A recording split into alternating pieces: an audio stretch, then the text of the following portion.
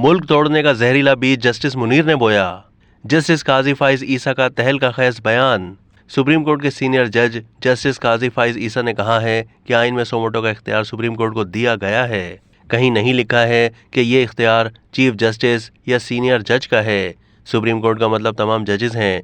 कोई भी नाइंसाफी ज्यादा देर तक नहीं ठहर सकती। पाकिस्तान टूटने की बड़ी वजह गलत अदालती फैसला था। मुल्क तोड़ने का जहरीला बीज जस्टिस मुनीर ने बोया, जो परवान चढ़ा और दिसंबर 1971 में मुल्क के 2 टुकड़े हो गए। भुट्टो को 1 वोट से सजाए मौत दी गई। उन्होंने कहा कि आर्टिकल 184(3) का इख्तियार सुप्रीम कोर्ट के पास है। ये शिक मजलूमों के तहफ़्फ़ुज़ के लिए रखी गई थी। 184(3) का भरपूर इस्तेमाल हुआ, कई मरतबा अच्छी तरह और कई मरतबा बहुत बुरी तरह। ये शिक इस्तेमाल करते हुए फूंक फूंक कर कदम रखना चाहिए। तीसरी राय है कि 184(3) में तमाम जजेस और चीफ जस्टिस मुश्तरका तौर पर हों। अगर आपको तारीख नहीं दोहरानी तो तारीख से सीखें। तारीख हमें 7 सबक दे चुकी है और कितनी बार सिखाएगी।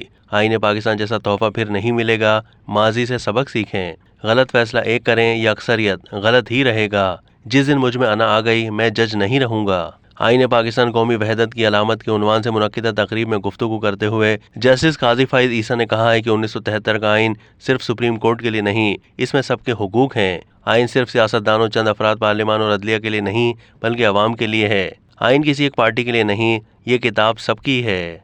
अब तक के लिए इतना ही। मजीद मालूमात के लिए डेली जंग के यूट्यूब चैनल को सब्सक्राइब कीजिए।